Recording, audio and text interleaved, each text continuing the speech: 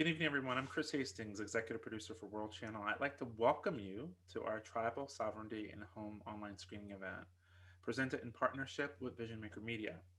We present tonight's event as part of our ongoing effort and mission to support and amplify voices from diverse communities.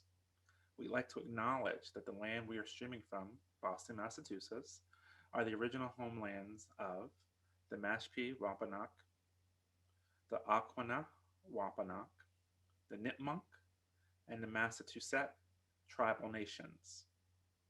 We recognize the painful history of Native genocide and forced removal from this territory, and we honor and respect the many diverse Indigenous people still connected to this land in which we work and live. During tonight's event, we want you to share in this collective conversation, dive into the stories that we're going to share, and we encourage you to use the QA box to share your comments and questions with our panel.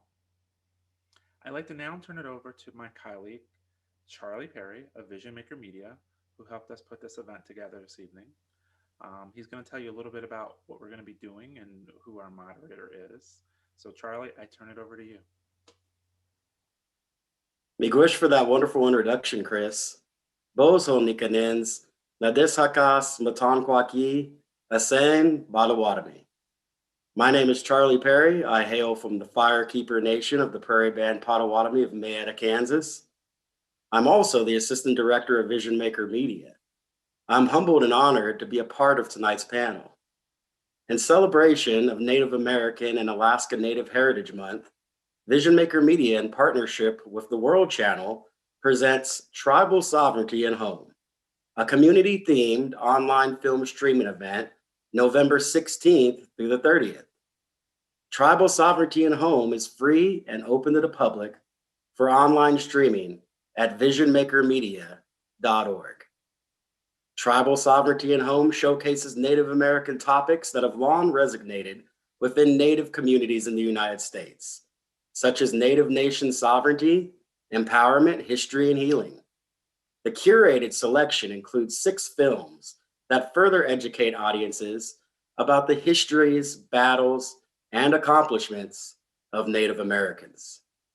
2 documentaries focus on Indian child welfare and Native Americans' contribution to American music, while the remaining documentaries center on activism, civil rights, environment, and social justice stories from 4 different Native communities. Vision Maker and the World Channel have enjoyed a partnership spanning over a decade, with the shared purpose of bringing Native Americans to the forefront in broadcast television. Meeting both the World Channel's mission to inform and inspire with real stories from around the world, and Vision Maker's goal of empowering and engaging Native people to share their stories. Jenni Monet, Laguna Pueblo, will be acting as moderator for tonight's panel.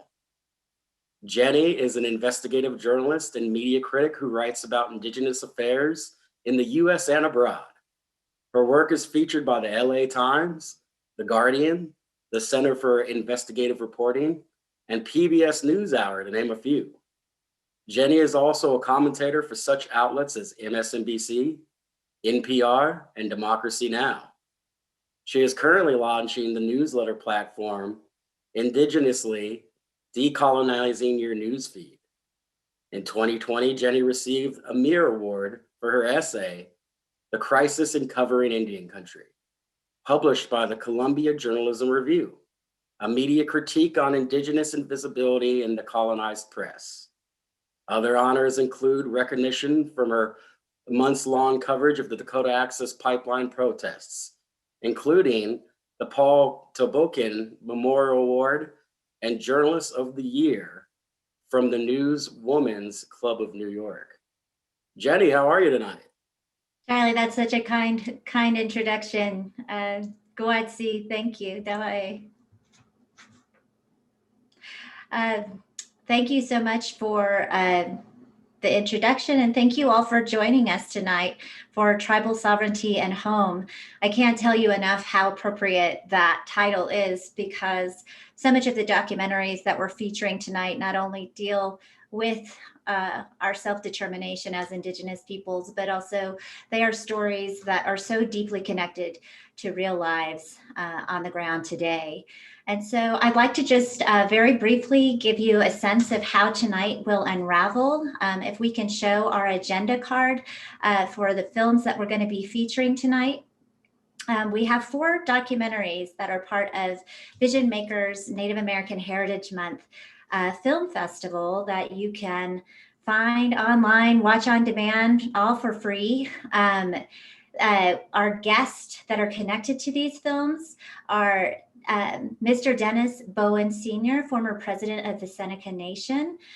We have Misty Frazier, who is also Santee Sioux and Tlingit, executive director of the Nebraska Indian Child Welfare Coalition. Chief, I always call him Chief Jim Gray first. Jim Gray, former principal chief of the Osage Nation, will then be speaking with us. And then Laura Harris, citizen of the Comanche Nation and executive director and CEO of Americans for Indian Opportunity. And each of these guests will be joined and paired with a film that we're going to be discussing.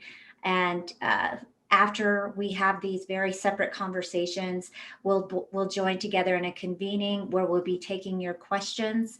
And so as you're watching the night and the conversations, please send us your questions. It's not that we won't be ignoring them. We're just saving them till the end where we can all have a group conversation.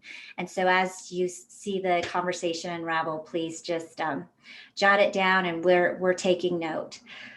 So let's get started. Our first film is The Lake of Betrayal. It's a documentary directed by Paul Lamont and produced by Scott Sackett, with Caleb Adams of the Seneca tribe as associate producer.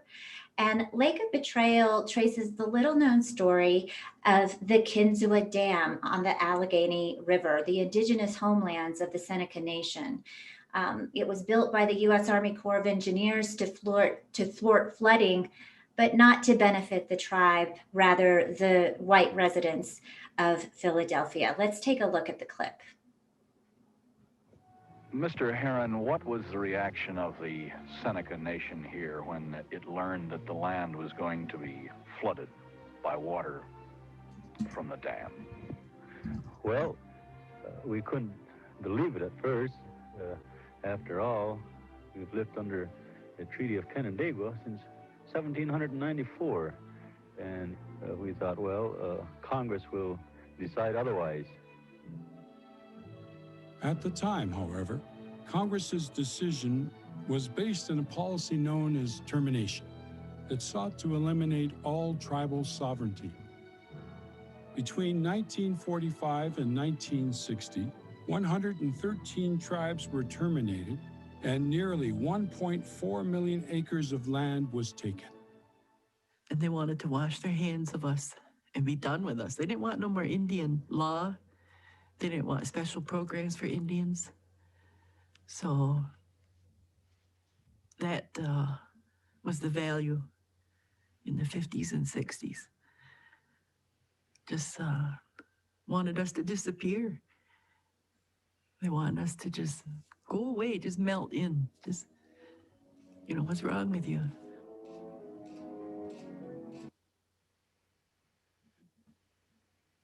Lake of Betrayal, a film you can screen this month as part of Native American Heritage Month. And right now, I'd like to introduce you to Dennis Bowen Sr., former president of the Seneca tribe.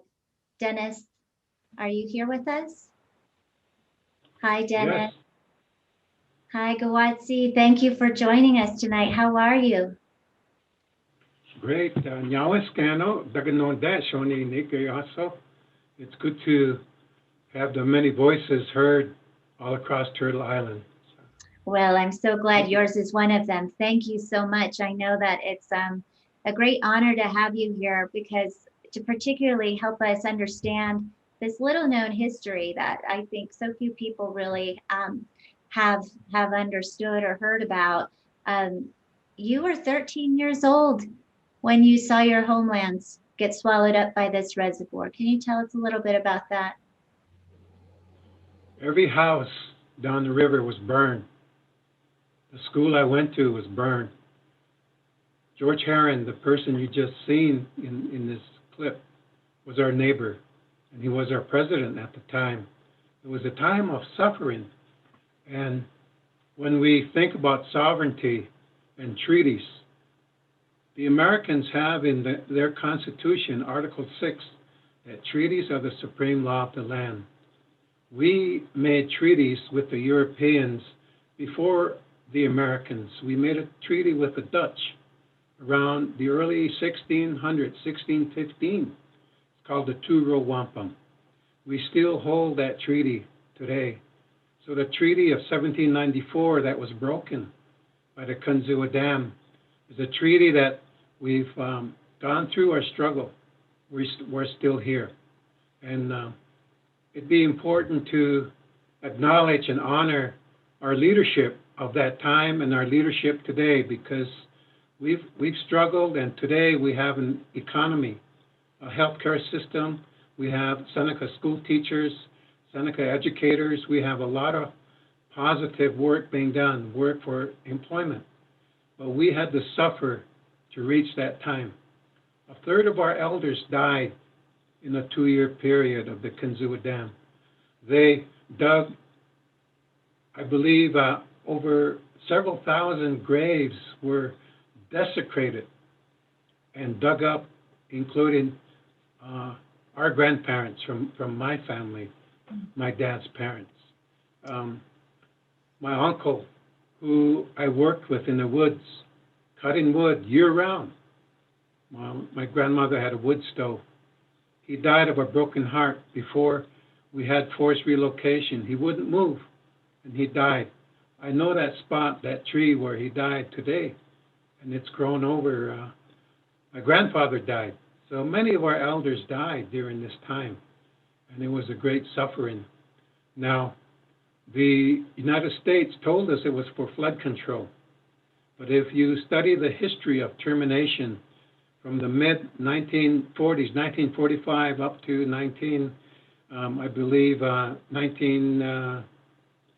the middle 60s, termination was to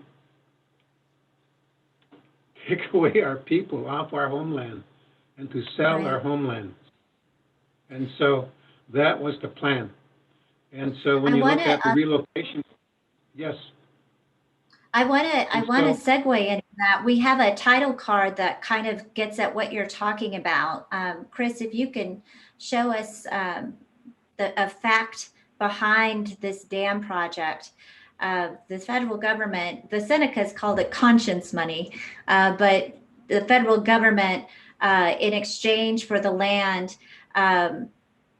was to give the Senecas $15 million as compensation, to which the tribe used to build new homes and infrastructure in their aftermath of their displacement. And I think the notion, and also as you mentioned, Dennis, there was this agreement in acceptance of that money to agree to have the tribe terminated within a certain time span.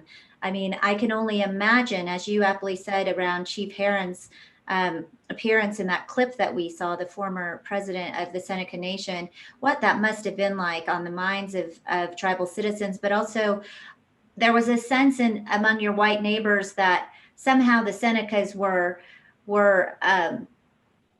not accepting enough of the deal that they'd made, because some of the white communities that were also displaced didn't really receive any compensation. And so there was a sense that the Senecas were somehow ungrateful for the loss of their treaty protected lands. Can you speak to that a little?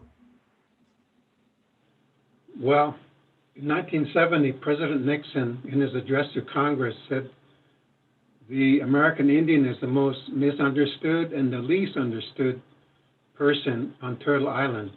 And that is the struggle we've had. It isn't just the regular American citizen, it's judges, federal judges, it's congressmen, it's presidents that don't understand sovereignty, and they don't understand the livelihood we have under the beautiful umbrella of sovereignty. And so when that $15 million was part of the compensation plan, President Kennedy's administration did not support the $15 million compensation. It was a group of congressmen that woke up and supported us to oppose the other congressmen. There was one from New Mexico, one from Colorado that wanted to terminate us. They put in that compensation language that the Seneca Nation had 3 years to come up with a termination plan. And one of our late friends, one of our leaders named John Mohawk, his father was on the council during that time. And our president got a phone call from the BIA and said, the government's coming to meet with the council. They have a document to sign. They called as many councilmen as they could. And when they came, they all got a copy of it, and they saw that termination plan that we had to do to terminate ourselves. And John Mohawk's dad took that and threw it on the floor and walked out. And so it was a battle the whole way. And so they said it was for flood control, but it was for hydroelectricity. It was to make money off the resources of our water. The same thing happened on the Missouri River with the Garrison Dam, a hydroelectric project. The Colorado River in Washington, it was for electricity. After World War II, they needed electricity for all the industry and the jobs. And they were going to steal our land to make electricity. It was, yes, there was flood control that was needed, but it was for greed, this greed for wealth, which one of our leaders from long ago told us to be cautious of avarice, have greed for wealth. And so the Americans had that from the get-go. They had that greed for wealth going back to 1096 when the Pope declared the First Crusade 924 years ago. And then in 1493, when the Pope at that time signed the Doctrine of Discovery, which said they could invade and take over any land on Mother Earth they wanted. They could kill them, or they could make slaves out of them. So slavery, which they took people from Africa into slavery, was part of that Doctrine of Discovery. There is so much genocide and just a horrible history that when Nixon said we are the most misunderstood and the least understood, no one knows what happened. This is why this panel discussion, and thank you for this program to get the word out. Our story has to continue to be told, and it hasn't been fully heard. Yeah, I agree with you. It's so buried. It's such buried history, and that's the theme of tonight, is really spotlighting part of our stories that have rarely seen a classroom curriculum, for instance. I mean, these are the kinds of things that people should have learned in school but didn't. And you touched on something that I think is so significant, in that what happened to the Senecas with the Kinzua Dam is not a one-off situation. In fact, you can look from tribal community to tribal community on the Pacific Northwest, in the Columbia tribes, also looking at the Dakota tribes with the Pig-Sloan projects. These flooding, the flooding of tribal lands and the incredible displacement that took place is a shared narrative that so few people know about. Can you just in the last 2 minutes that we have here, give us a sense of what that impact has meant in the long term? You talked about the impact that had on some of the elders dying of broken hearts. For you, as someone who's now lived long enough to understand the intensity of that trauma, can you explain to us what that's like?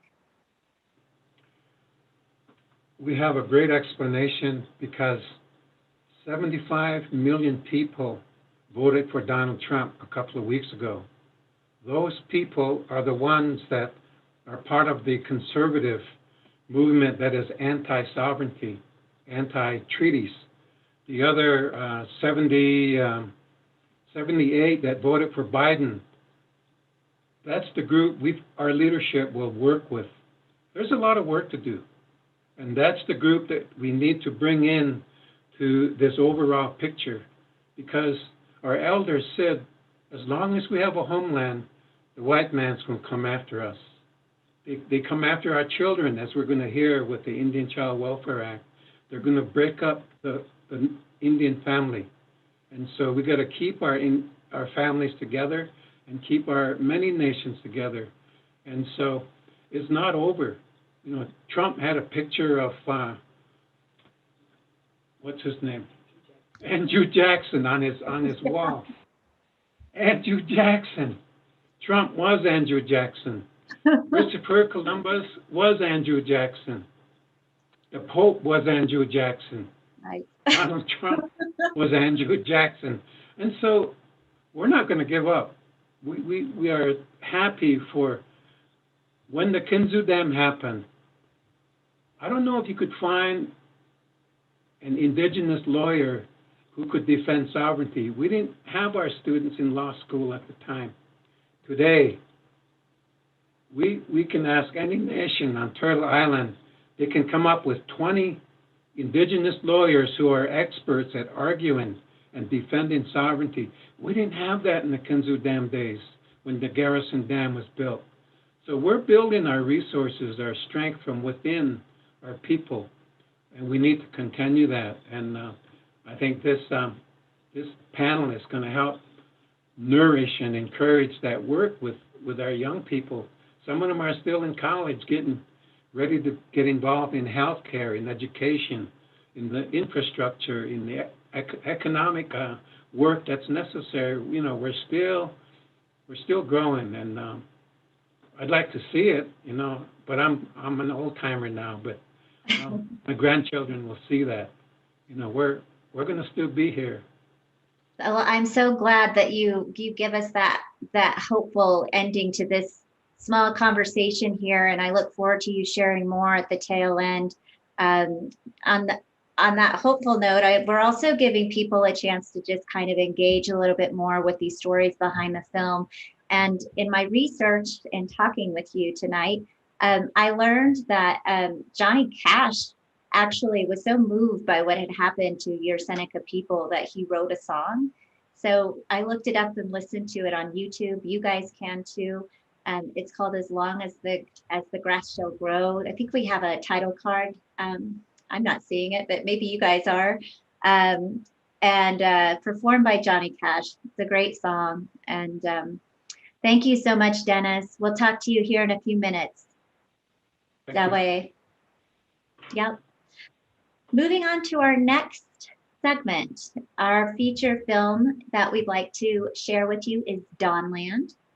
It is a story about the first Truth and Reconciliation Commission that has ever taken place here in the United States around the state of Maine's lopsided rate of separating Native kids from their families. And here, I think the clip we have to share with you is actually the opening. It's quite compelling. Let's take a look.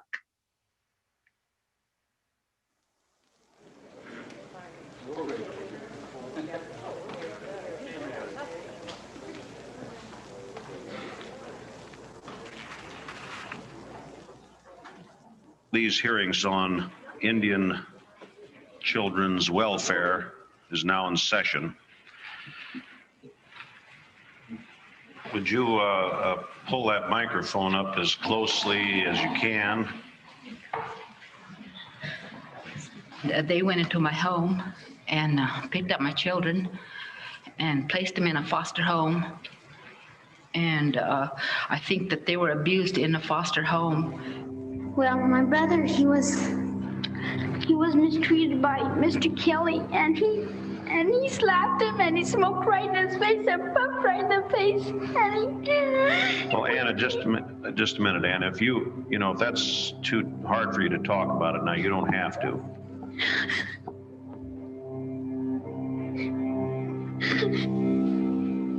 Cheryl, I'll leave it up to you about your children coming up with you. Perhaps it's better that they don't. Well, I was pregnant with Bobby, and the welfare kept coming over there and asking me if I'd give him up for adoption. You mean while you were pregnant with him? Yeah. Before he was even born? Yeah.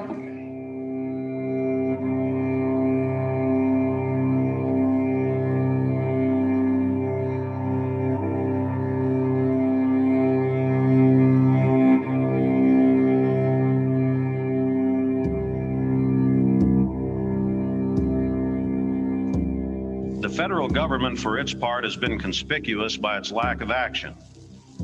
It has chosen to allow child welfare agencies to strike at the heart of Indian communities by literally stealing Indian children, on the premise that most Indian children would really be better off growing up non-Indian.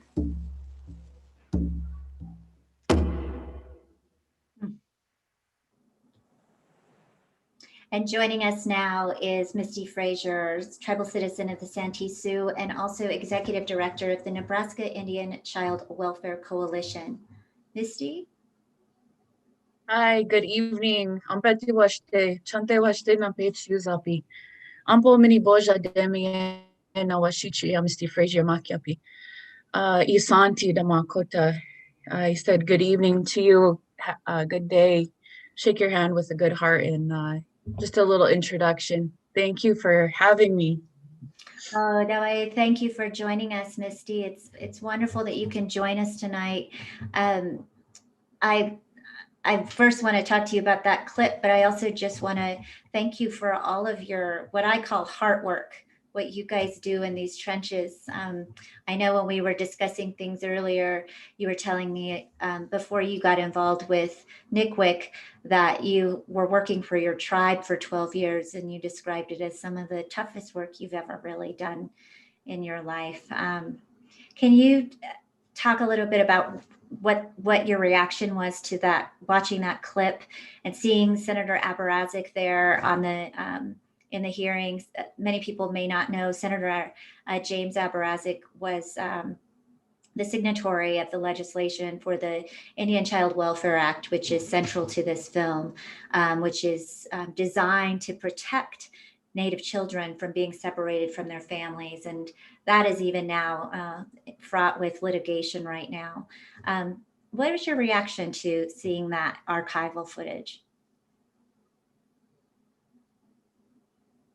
It still really gets me. I've seen a little bit before. I think I had seen this video a long time ago and kind of forgot about it, and kind of put it in the back of my mind. And then and it's a good reminder of the work that I do and the work, why it's so important, and a reminder of why ICWA was passed in the first place.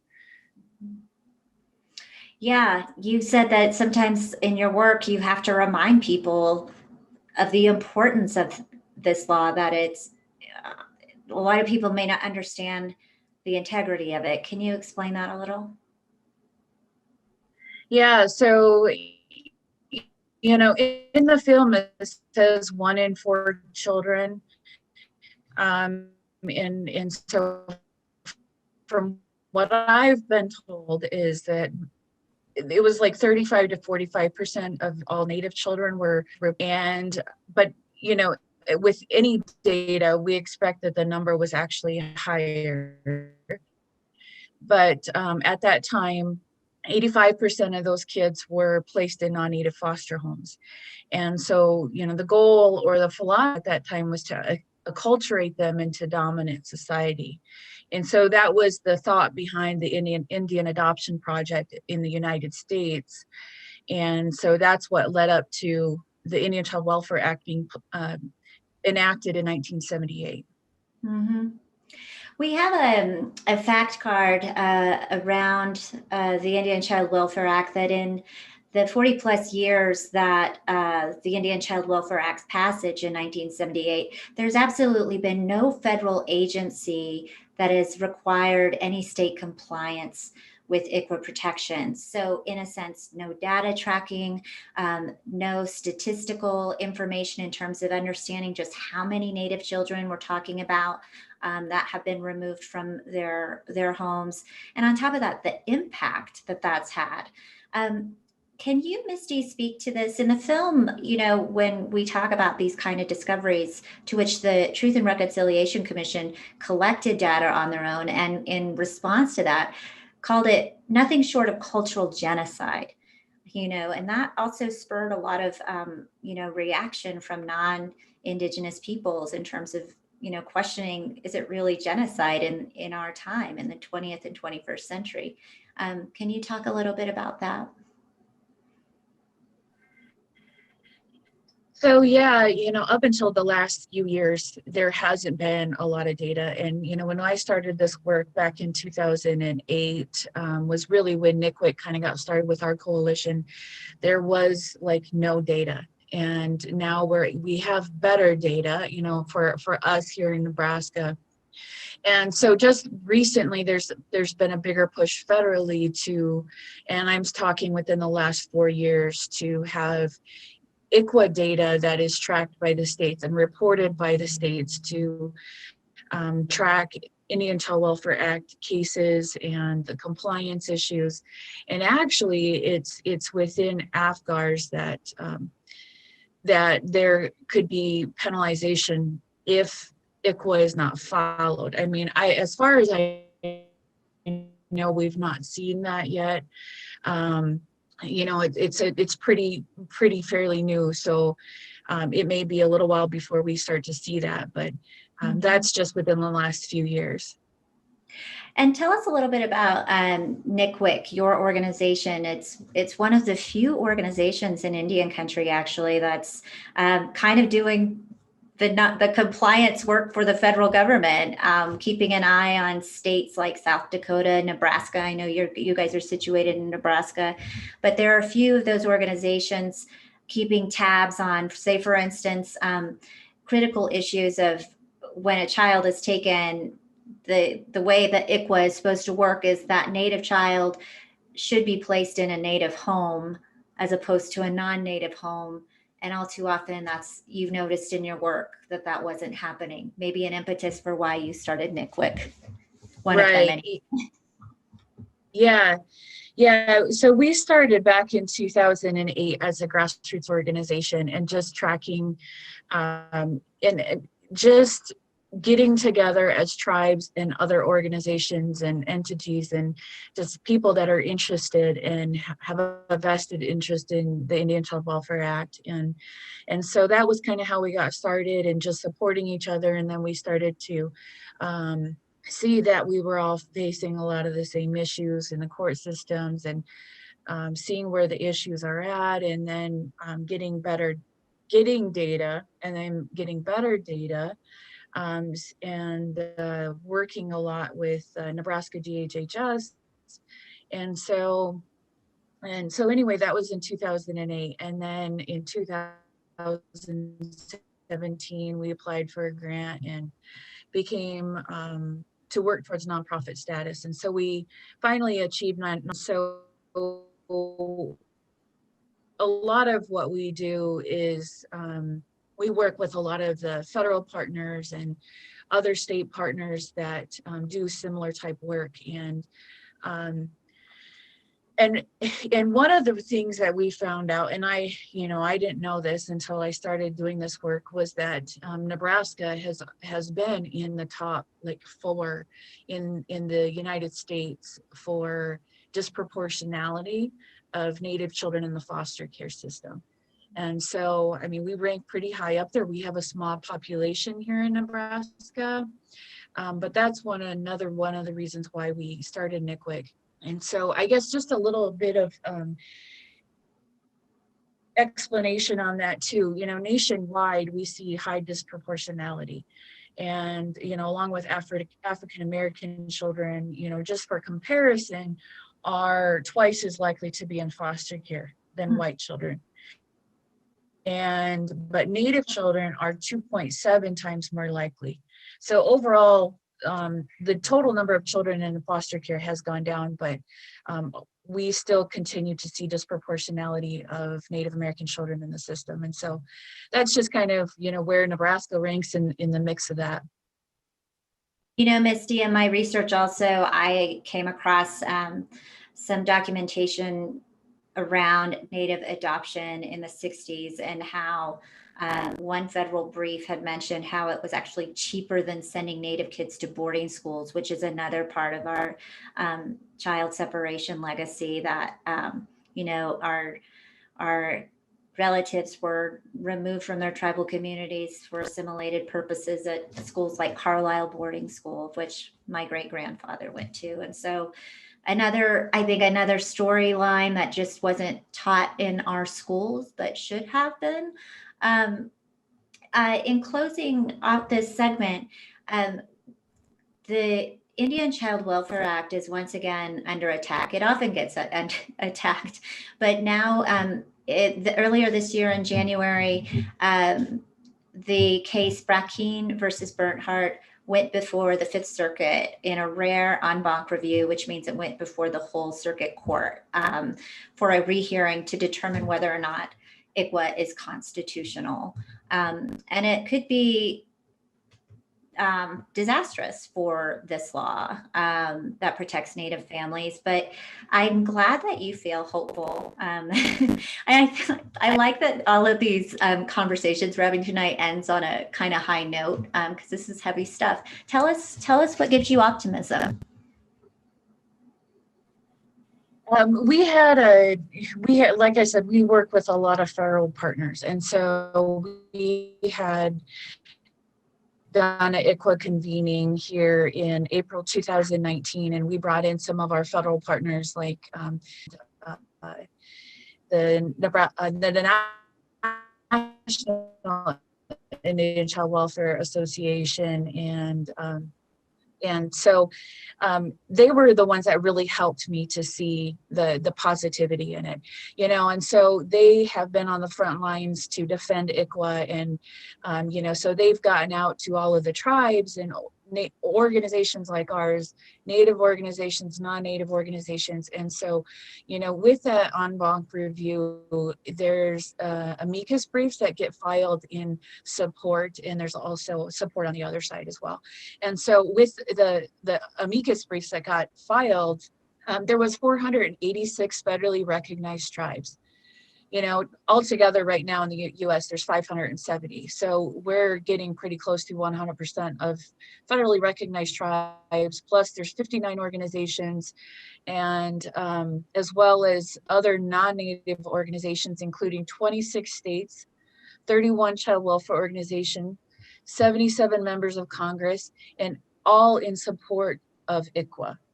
And so I guess that's what really gives me and keeps me positive, and like you said, this isn't the first time that ICWA has been challenged. It's probably not going to be the last, but as long as there are people like the Native American Rights Fund, NICWA, all of the tribes banding together, and I think we can, because the other thing is that this law, and the challenge to ICWA, and what they're saying, it would change a lot of things for federal Indian law. And it's not just ICWA that's being challenged. They're challenging all federal Indian law. And so it would change a lot of things. And so there is a big push and support, and so that just keeps me hopeful to see those numbers of people that support ICWA. So thank you. Well, Misty, if you have hope after all of this hard work you've been doing for all of these years, I have hope too. So thank you for that. And actually, there's a social media campaign happening this week around the Indian Child Welfare Act. If you're on social media this week, hashtag ICWA for Families is trending. It's a social media campaign just to raise awareness about the Indian Child Welfare Act. And you can learn a lot of stuff from people like the Native American Rights Fund, from NCWIC, and then obviously you can turn to the Nebraska Indian Child Welfare Coalition, Misty's organization that is doing such good work at ncwic.org. Thanks, Misty, and we'll circle back here in just a little bit. Thank you so much. Thank you. Moving on to our next segment, we take a look at a story that's actually been gaining a lot of attention lately in the legacy media space, the Osage murders. directed and produced by Dan Bigby, citizen of Comanche Nation, and Lily Shengru, a Lakota tribal citizen. And this documentary short is an overview of the century-old tale of the Osage murders, how the Osage Indians became known as the wealthiest people in the world during an oil boom on the reservation, making them ready targets for white greed and injustice. Let's take a look at the clip. You have to remember that the oil and gas reserve helped fuel the fires of World War I in the United States. And they paid royalties for the privilege of extracting this oil and gas. And this royalty was paid to the Osages. And so these people supposedly became the richest people in the world per capita. Not surprisingly, the Osages enjoyed their money. New cars, building fine homes decorated in the latest style, and traveling to exotic locations. The Osage became the envy of the world. Major publications of the era printed articles on those rich Indians, the richest people in the world. The public perception generated by the publicity fueled the fires of racism and greed. What they're doing is they're making fun of the Osage and the use of their money. They're also saying, look, they don't deserve it and they're wasting it. And that's the two messages that come across. This is going against the Puritan work ethics. You work hard and make money. Here are people who are not doing anything and they have unbelievable wealth. And so that you're creating kind of this atmosphere or this idea that somehow or another taking money from the Osage is not wrong. It was a reign of terror. That's what they called it. There was no other way to describe it. If you were an Osage and you had money and you were full blood, you might as well have been walking around with a target on you. Everybody in the world descended into this area to try to find every possible way to separate the Osage from their money.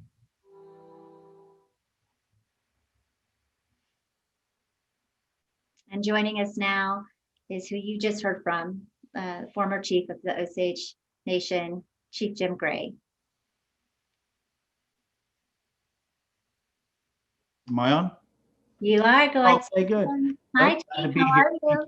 I'm doing well. Hawe Dahenik She, Ikipsi Combra. Welcome, welcome, and thank you so much for giving us your time tonight and sharing your perspective on this. I know that you write a lot about this legacy now that it's gained quite a bit of attention with a New York Times bestseller, Killers of the Flower Moon by David Grann, which is now being turned into a blockbuster film by Martin Scorsese. No slouches in that space. We'll talk a little bit about narrative agency around that in just a minute, because I know that that's something very top of mind for you. But more immediately, something you said to me that stuck with me is that, you know, when we're looking at telling these stories, these aren't fiction-based tales. These have real life implications to them and legacies that run deep and are very present in our lives today. Can you talk a little bit about what that's like, knowing that there's kind of this attention on this legacy that so few people might understand? I think that what separates this particular story from a Hollywood perspective from many of the other previous treatments of Native Americans in film, I think is one that this is a real story of real Osage people. In fact, one of the unfortunate murders that take place in this story is my great-grandfather's, and my mother, who was his granddaughter, lost her mom and her brother as an infant 2 years later in a car accident. And so by the time she was 2, she was already an orphan. this loss of cultural heritage is lost on the mainstream version of this story, because as you can tell from the clip, a lot of the national attention was focused on the wealth and the extravagant lifestyle that some Osages had, not all, but some, and that made headlines. And unfortunately, the story the Osages tell themselves about that period is vastly different. And so when you talk about having some agency in it, I think my son, who I named Henry Roan after that, my great grandfather, he had an opportunity to talk to the author of the book and the book's story once. And he asked him, he said, "You're not the first person to write about this, and a lot of times they come in and they tell their story and they sell their books and then they leave and they make their money. And I'm just wondering if you could tell me how is your effort any different than those efforts in the past?" And so that's kind of the question that I'm asking Hollywood. How is this story going to be any different? Are you going to treat us like fully developed three-dimensional characters that hopefully the audience will care about when unfortunate events occur to them? Because I can't imagine why anybody would want to watch a movie of two-dimensional people that are just destined to die. If that's the way they choose to portray us, then you can understand the need for agency in this story. And hopefully we'll see what happens. Well, I think that the more of these conversations will help. We have another fact card that we'd like to share, and it's actually related to your great grandfather's unfortunate murder in this legacy, telling the details of U.S. versus Ramsey, 1928, a Supreme Court decision that essentially questioned whether or not the federal government had jurisdiction over Osage tribal justice matters. And in the state of Oklahoma at the time, as you know, there was all this consternation that no, the feds didn't have jurisdiction, because actually at the time there was no real credible law enforcement.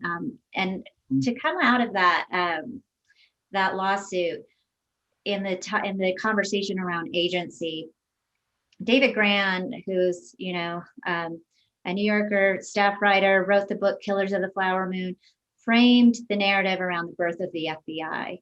Mm-hmm. And at the time that the book came out, the FBI was going under all kinds of scrutiny. And so it made it for a very timely look at a rare strand of history around the FBI. But I think from an Indigenous perspective, what we've discussed in the past, Chief Gray, is that actually this story from an Indigenous perspective is, the continued degradation of tribal justice, particularly in an era right now where, our movements are centered around missing and murdered Indigenous women and the real kind of cracks of tribal justice, in the maze of jurisdiction that we have to navigate. Can you talk a little bit just about that, not only as a chief who's had to deal with that on your own, but and how you receive that kind of framing? Well, I think it's important to know that the Osage Nation got through that period of time, and yes, the FBI was able to achieve a measure of justice for some of those murders. Unfortunately, the only one they could prosecute was the one my great grandfather, because his death occurred on the allotment land, which was not under state jurisdiction or local government jurisdiction of Oklahoma. So they were able to fill that space, but like you said, there was objections to that, and it had to be litigated, and before they could even actually prosecute the crime. And so once they got through that, then they went back and prosecuted the crime. And so in fact, that was a landmark decision that yes, a white person can be prosecuted for killing an Indian. I hate to say that it took that long for that decision to establish precedent, but unfortunately, that was it. As a chief, I was well aware of these stories. My mom named me Roan as my middle name. If a lot of Osages are somewhat not of the same mind, there's not a consensus among our people as to whether or not reliving this experience on a national platform like Apple streaming service or, in the movie theaters or however this thing's going to be rolled out, is going to get a worldwide audience. And a lot of people are going to form their opinions about the Osage people and the Osage Nation, not based on anything we say or do or believe or act, but mostly on what Hollywood says.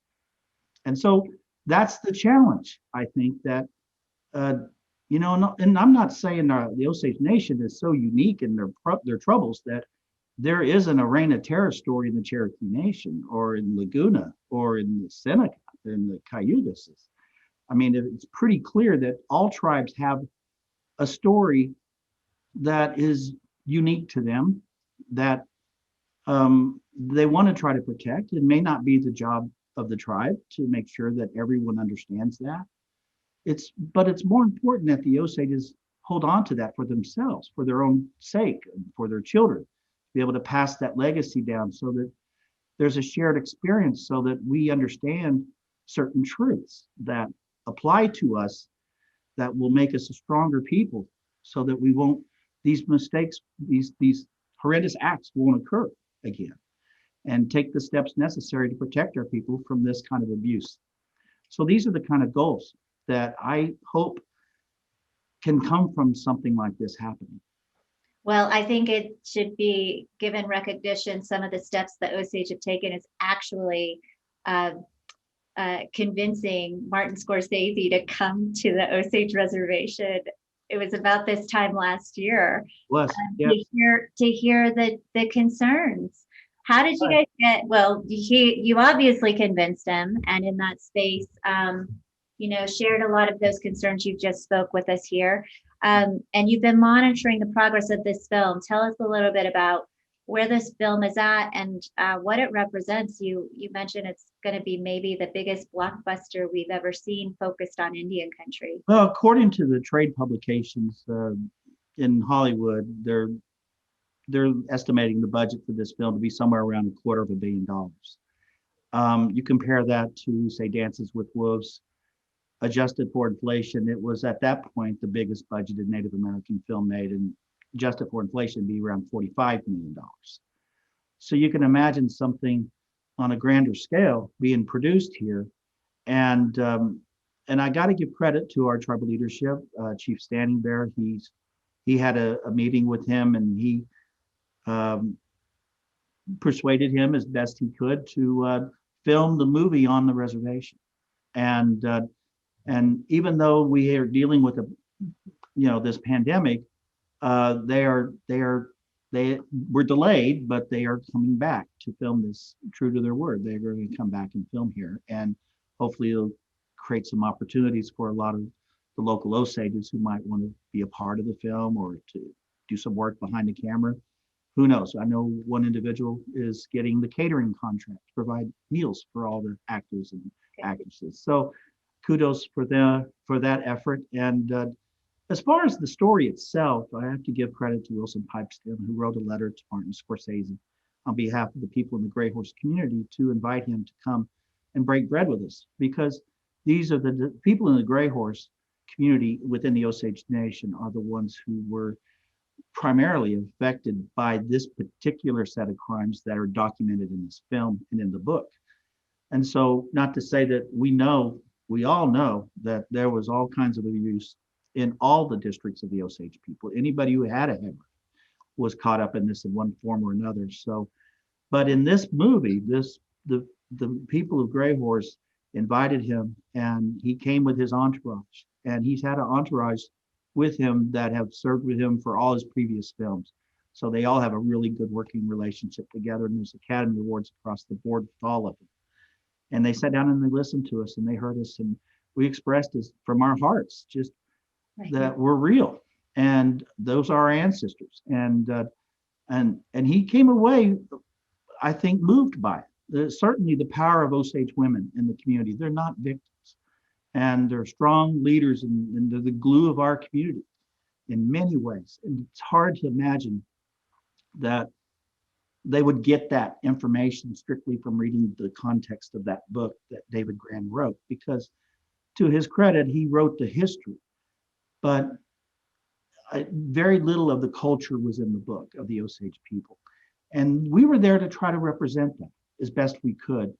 And I think it got to him, and he made a change in the screenwriting changes that he talked about later in other interviews, that he had met with us and he decided he wanted to take another look at the script. And so I've got my fingers crossed that we may have had a positive effect on him, but we don't know. So all we can do is hope and be prepared for for whatever as best we can, as best we always have. And so there's anxiety in the air and there's excitement at the same time. We got both going right now. Well, I know that you're keeping tabs on all of the developments and that you'll let us know. You keep writing about it. If others want to follow along with musings, I encourage you to do so. You can find him on Facebook at Chief. Is it Chief Jim Gray? Chief Jim Gray? Chief Gray. Chief Gray. And he also wrote a essay that's posted at Indians.com a few months ago, which questions who's going to be the basically main female lead in the piece, who's an Osage woman. And I'm advocating with you, Jim. I hope it's a Native woman and not, someone depicting a Native woman. We could talk about myself. Yes, exactly. But follow Jim Gray on Facebook. He posts quite often about what's happening in Hollywood with regard to this film. Stick around, Jim. We'll come back to you. Thank you so much for your feedback here. Thank you. Yep. Moving on to our next and last film that we'd like to share with you tonight is one that I've watched from its very beginning from my colleague Juliana Branham. She's a tribal citizen at the Comanche Nation, Indian 101. It's a lovely film. It takes a look at when LaDonna Harris, a Comanche citizen and then wife of U.S. Senator Fred Harris, goes to Washington. And this next clip that we like to feature is here's what she encountered when she gets there. Let's take a look.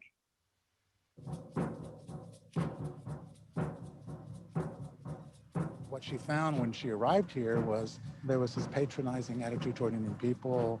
Yeah, well, we'll listen to them, but once they leave, we'll do what we think is best. They weren't really bad people. They were just uninformed people, and we'd have to figure out a different approach to them because, you could hit them in the face, and that wasn't going to teach them very much. So we developed this little course we call Indian 101. Indian 101, the term came about when we found how little national decision makers knew about Native Americans. That no one understood tribes, how they were part of the federal system. It was embarrassing. Many East Coast people thought we didn't exist anymore. It was fascinating.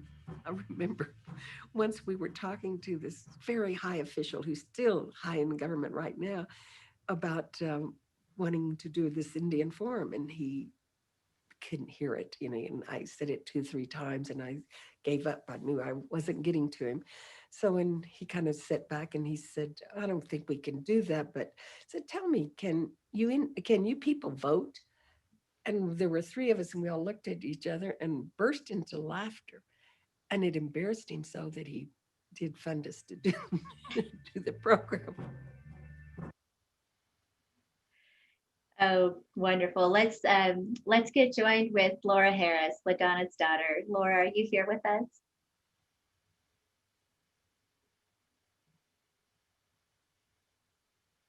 Hi. Weka. Oh, Goatsi. Welcome, Laura. Thank you. Maru weka na nania tatai na namana kwahara matana. And Ura, Jenny, glad to be here. Oh, Dawae, thank you so much for taking time to be with us. It's wonderful to have you here. What I love about that clip we just saw is your mother's laughter. And I think it's emblematic of the tone of the whole film and her approach of her story and her advocacy is that she really encounters this invisibility factor that is so prevalent in our lives as Indigenous peoples.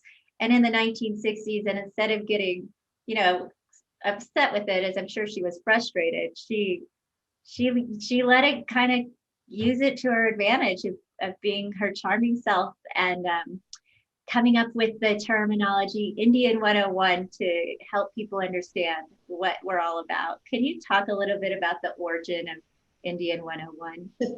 Sure. Well, it's interesting that all of these films really underline the fact that most Americans really know nothing about Native Americans. And that's not their fault. It's because we don't really study American history. We learn about Europeans coming to America. You know, if we're lucky, we get a chapter. In my day, we barely got a paragraph in history textbooks. Now there's a chapter. And like most Native Americans know, when you're trying to create systemic change, you have to inform the decision makers about who Native Americans are and how we fit in to the political and cultural fabric of the United States. So she would, as all activists, I think, come up against this, would try to change policy and wasn't able to because the decision maker had no idea what she was talking about. So they would say, what tribes are what? Tribes are governments. So tribes are governments. We're a part of the federal system of governments, which originated from the Iroquois Confederacy. That's where the whole idea comes from. Right. And so she did this on a kind of a impromptu basis. And as she came across people who didn't understand what she was talking about or the changes that she was trying to create, she'd have to educate them. And all of us spend a lot of time and energy educating folks. And we hope one day that will change. But from the 1970s, when she started Americans for Indian Opportunity, to today, we're still educating. We actually took her little impromptu presentation to a higher level. We make presentations now to all kinds of folks who want to do business with Indian tribes, or teachers, foundations. And I just did Indian 101 for a group of 6th graders last week. They asked very intelligent questions, much better than what I usually get. That's amazing. I want to go back to that, but back to your point, we have a fact card from a study in 2015 by the journal Theory and Research in Social Education. And they surveyed schools and found that almost 90% of state history curriculum standards do not mention Native Americans after the year 1900. So yeah, you're right, Laura. It's not your fault. It's not people's fault that they don't really know much about us in terms of who we are in this modern sense. And I like that you are carrying on the Indian 101 curriculum. You mentioned that, you know, some of the things that some of the most common questions you may get are they're surprised to learn that we're tribal governments. I'm curious to hear what these 6th graders asked. They wanted to know what it was like in the everyday life of a contemporary Native person. Wow. They were thrilled. I have to do a disclaimer. It was my niece's class in Northern California. But they were very well-informed 6th graders. They were in a gifted, talented group. But they did ask questions more contemporaneous than most of the questions that we get. You know, it's really a glaring example of systemic racism. It's not an accident that we're not a part of history books. The United States government has dealt with us after eradication and genocide. The next set of policies were that of assimilation. Mm-hmm. And so each of these eras that we talk about, boarding school, all these things were attempts at just making us regular Americans, believing in individualism. But you know, our cultures are so resilient, and our value systems are so important to us, and I think something that we can contribute to the rest of the world. It really shows you how those policies can affect us up until today. And so there's so many things going on right now to end systemic racism. And we have a lot of work to do in the Indian country. Very much so. And AIO is so much a part of that with its ambassadors program. I'm such a fan of that program. I've been following its progress for quite a while now. And the ambassadors are everywhere. They're doing good work in all kinds of fields in Indian country. Can you talk a little bit about that? And not even just here in Indian country, but expanding into the world. The Ambassadors for Indian Opportunity program really has an emphasis on looking at the globalization of our Indigenous communities. Can you just talk a little bit about the ambassadorship and that's it's the only it's the only Native American, or it's the only national Native American leadership program that's founded on a set of core cultural values. We call it Hayaroquet. That means just right in Comanche, but it also means the number 4. And we affectionately call these core values the 4 R's so that we remember them. But the idea is not to get a group of leaders, Native leaders or emerging leaders in a room and give them the 7 best habits of a good leader or teach them Euro-American styles of leadership. In fact, the very term leadership, we looked it up in the English dictionary and it says someone who's in authority over others, someone has control over others. And that doesn't match our value system. So that's why we came up with the term ambassadors, because tribal leaders really act like diplomats, intergovernmental affairs experts, because they have to deal with so many different governments and organize how those governments coordinate for the benefit of the tribal government. But we found that peer-to-peer learning, learning about each other's experiences, really what we believe is that everybody has medicine. Everybody has that talent, that personal trait. Comanche certainly believed that. Everybody had to contribute their individual talent to the whole in order to make things balanced and make things work properly. So the ambassadors really learn about how to contribute their medicine in a holistic way, and also how to implement their traditional values in a contemporary context. I really appreciate the explanation between the leadership and ambassadorship. It's so fitting, and I'm just so grateful that you're carrying on your mother's good work. Thank you so much, Laura, for all you're doing. You can follow the work of the ambassadors. I think we have their Facebook page, facebook.com/AIO/.ambassadors.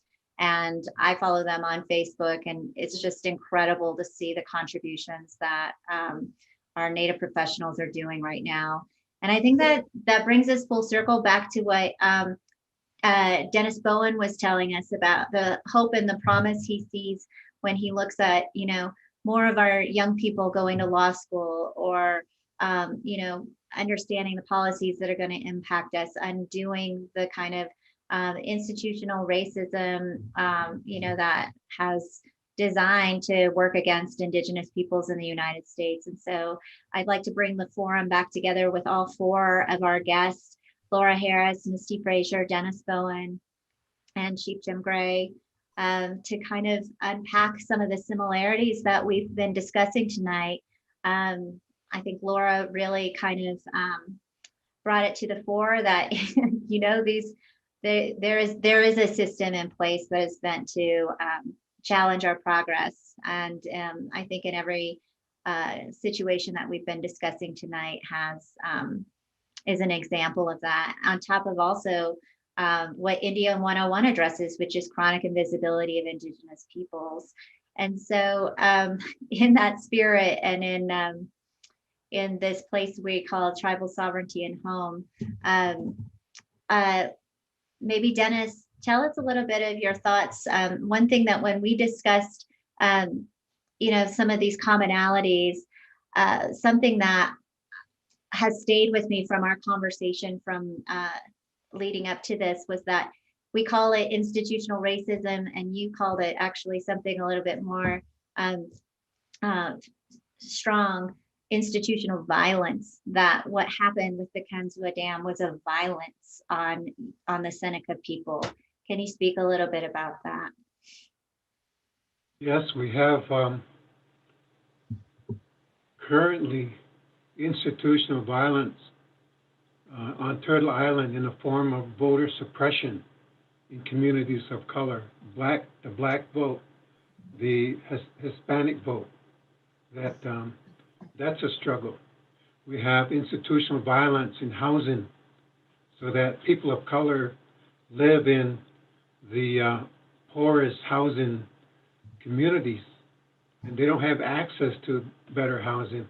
There's healthcare inequities that are going on, which is institutional violence. And so, yes, progress is being made, but like a great leader, and his name was Malcolm, he said, you can't stab me in the back 7 inches, pull it out 2 inches, and call it progress.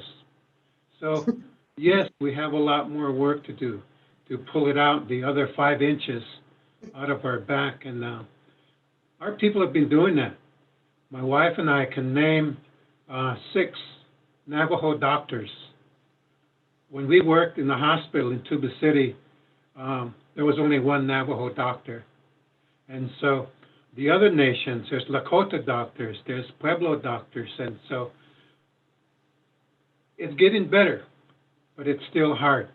And as I listened to Jim, in the 70s, we played basketball with our friends who worked in the police department, who moved up in the department to be criminal investigators, who were sent to the FBI school in Virginia to learn criminal investigation, came home, and when there was a violent crime, there was a death, our Navajo criminal investigators did a perfect investigation, but yet that federal judge pushed that Indian investigation paper to the side and asked the FBI investigator, who didn't want to come up from Phoenix to Indian country. They sent the youngest, newest FBI agent who didn't do a good investigation, didn't know how to handle talking to families. The crime scene was already walked on by dogs and people walking through the crime scene. And so the FBI investigation was incomplete. And the perpetrator was back on the street 2 months later. And we didn't feel there was justice. You know, that's the work we got to do in justice, that there's you can go to healthcare, you can go to housing, and then education, decolonizing the education system, which was basically what we talked about. In 1970, when the National Indian Education Association was just starting out, LaDonna Harris was one of our guest speakers at the convention. Everyone was excited because she had access to people in Washington to fight for us. And now we knew she had a tough road. She had a lot of doors that weren't open, that were closed, but she was there. We felt hopeful. Look how much we've grown since 1970 in education. We have more, my wife and I can name people that have doctorate degrees. Our daughter is close to finishing her doctorate degree in education. And we've got students that are achieving, and they leave home, they go to MIT, they go to Harvard, they go to Stanford. Yes, and that's family separation, parent from child. Your child goes away, but we got to stay on this. And we do this with our prayer life. Thank you It's so our much. prayer life that brought us here, and we got to keep that up. That's the part of a holistic, beautiful life. And I'm sure all of our people on the panel tonight, they have their own prayer life. I can hear it. I listen to them. That's the beginning of healing, is to listen. Then we heal. But it doesn't end there. We've got to move on. Some people want to move on without listening and healing. So we got to do that work. And it starts with listening. And this is what this panel is for, to have people out there to listen. Wow. Thank you so much for that. You've spelled it out and set it up so wonderfully, looking at our very present situation in this political moment, a historic election, not just for America, but for Indian country. We will now have 6 congressional representatives for the first time ever. It's an extraordinary representation. Yeah, and our women are leading in incredible ways and incredible numbers. And then I'd like also what you had to say, Dennis, about the healing. And I think that also lends itself to women leadership, where you have representatives like Deb Haaland who have introduced legislation around healing, a Truth and Reconciliation Commission at a national level to look at our issue of boarding school legacies that have led to adoptions. Misty, I'm curious, your thoughts about how you're feeling in this moment, as we turn a political corner. Thanks for asking. I'm super excited. It's so exciting to see, and to see that glass ceiling just shatter, with all of this congressional representation. I mean, it's so awesome. Like it almost makes me want to get emotional because it's so amazing. And I'm glad that you were talking about healing, when we talk about the Indian Child Welfare Act and all of the damage that has caused, and I love that what Dennis had said about institutional violence, that's the child welfare system. That's, also as well as all of the other systems that he had talked about, the systemic racism. But and so it's a great time of healing, and it's been several years since that healing has started. We still have a long way to go, but and that's kind of always the message that I like to send to the families that we work with and that we help. And maybe you might have to bleep me out, but I tell them they have to fight like hell, because we are overcoming many, many years of historical trauma and intergenerational trauma. And we have to fight like hell to preserve our families, to help our families heal. And, once we heal ourselves and we can heal our families, then we heal our tribes. And that's, so I'm glad that you brought that up about healing. Oh, well, Misty, thank you so much for those encouraging and fighting words. Yes, let's all fight like hell. I want to give some honor to our audience. A lot of them are non-native, and they're watching us and learning, and really, I think, looking for ways to support Indigenous rights, our struggle. I don't know, Laura, Jim, what do you guys recommend? What do you say to people when they ask you how they can help and contribute and be a good ally? You want to go first? Sure. You know what you could do right this minute is get on that Twitter thing for ICWA, to protect ICWA. There is forces out there trying to do away with the Indian Child Welfare Act, and it is fundamental to tribal sovereignty. The right for government to be able to take care of its children, its own citizens, is fundamental to sovereignty. So ICWA is important to all of us. And right now, if you like, you said, Jenny, hashtag ICWA for families, and become a part of that conversation. Learn about it. Learn about how since the United States was created, they've come after our children one way or another. And the Senator Aberesk is a hero. My sister worked for Senator Aberesk at that time, and she graduated from law school in 1976. And at that time, there were only 14 Native American lawyers.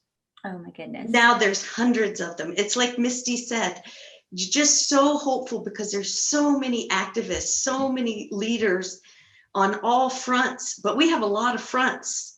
We have a lot of fronts that we have to, we have competing priorities. We have our hands full all the time, but we try to come together in solidarity on special issues like the protection of the Indian Child Welfare Act, join in the cause, listen. There's a lot of great movies out now. Two of the movies featured tonight are made by Comanches. I don't know if that's an accident, but I like it. And we're everywhere. But just educate yourself. There's so much information. National Museum of the American Indian, Native Americans and Philanthropy, First Nations Development Institute. They all have wonderful information on their websites. Mm-hmm. How about you, Jim? You have any suggestions for where people can, just follow along on social media? What are some of the resources that, you tune into? I would like to encourage folks that are just now getting exposed to some of the Native American issues that we're facing, getting a good education tonight. But if it piques your interest to follow up, I would like for you to take some time to be a more discerning reader of mainstream news when they cover our stories. A lot of misinformation occurred during the Washington football team's decision to get rid of their mascot, for example. Yes. A lot of unnecessary negative things were thrown around by those that wanted to keep that mascot. Why they wanted to keep that mascot when the people that they're trying to honor don't reflect anything remotely to that image doesn't reflect anything remotely to the reality of our lives. So why on earth would you want to perpetuate a stereotype such as that? Because what it does is that it dehumanizes us. It makes us less human in a way that they don't care about our children. They don't care about our rights. They don't care about our treaties. They don't care about any of those things that we're fighting for. And we have a responsibility to continue to fight those battles every generation. But our job is not made easier if the mainstream society doesn't understand it. We should insist on continuing to educate. And I know you fought this battle for years, Jenni, in the news industry. Yes. They need to do a better job, and we need to insist on it. I mean, I would hope that maybe at some point, the critics who will review this movie that's coming out about our people will take the time to understand who we are so they can review it properly. I think we have a lot of work to do in this area. And unfortunately, indifference and ignorance, whether real or manufactured, can drive public policy that affects our lives and the lives of our people in our community. It would be a wonderful service if the rest of the country took the time to spend the time to understand the Native American story, and in the hopes that maybe the people that we put in Washington, D.C., certainly people like Deb Haaland are great advocates for us. But her strength in being able to persuade others that are not Indian is going to be based on the people that they represent. And if those folks are out there in the country that they think that maybe we got in the wrong deal and maybe we need better representation, that they should call their congressmen and senators and try to encourage them to follow Deb Haaland's lead and to follow Sharice David's lead and to follow Tom Cole's lead. And hopefully we'll get some real change that we know we all need in our communities. So that's my 2 bits. Oh, well, those are all so good. And I love how the intersection was all that I was hoping for and envisioned in this group convening. There's so much more to say, and of course, thank you, Jim, for just recognizing the media watchdogging I do. It is a component of my newsletter, Indigenously. You can find that at indigenously.org, where we have a segment in the newsletter called "The Crisis in Covering Indian Country," because it is, as Jim said. We're so often misreported in the press, largely because of what, Jim, you've so aptly noted. No one's really taking the time. And we kind of saw that also around our Native vote this year, which was the topic of our most recent story. So thank you for that recognition. Thank you all for your wonderful insight, your stories, your heart work, everything that you guys are contributing to our Indigenous futures. Dawa A, I'm going to hand it over to Charlie to carry us out, and safety to you all and your families. Thank you. Thank you, Jenny. Thank you. Thank you. You know, tonight's panel discussion is just another example of the powerful spirit of survival and self-determination that lives in the hearts of all Native Americans. The overwhelming will to carry on and overcome. I'd like to offer a big thanks to our brothers and sisters for agreeing to be part of this panel, the whole relatives. Jenny, thank you for acting as moderator this evening. We at Vision Maker Media truly appreciate your steadfastness in uncovering the hidden truths of our nation. Oh, thank you. If you were moved tonight to learn more, you can see all the films featured tonight for free at visionmakermedia.org through November 30th. Also, be sure to check out the World Channel throughout the month of November as they showcase numerous Native American films in celebration of Native American Heritage Month. Blood Memory is one of those outstanding films that actually had its broadcast premiere on the World Channel tonight. The film centers around the Indian Child Welfare Act and the adoption era. You can stream Blood Memory right now on worldchannel.org as part of their emotionally driven America Reframed series. Until next time, everyone, miigwech nikanins. May the Creator keep you healthy and guide your steps. We want our children and our grandchildren, but we are not allowed to keep them. You know, they took you away and you never went back. For decades, U.S. adoption policies tore Native American families. Good job, guys.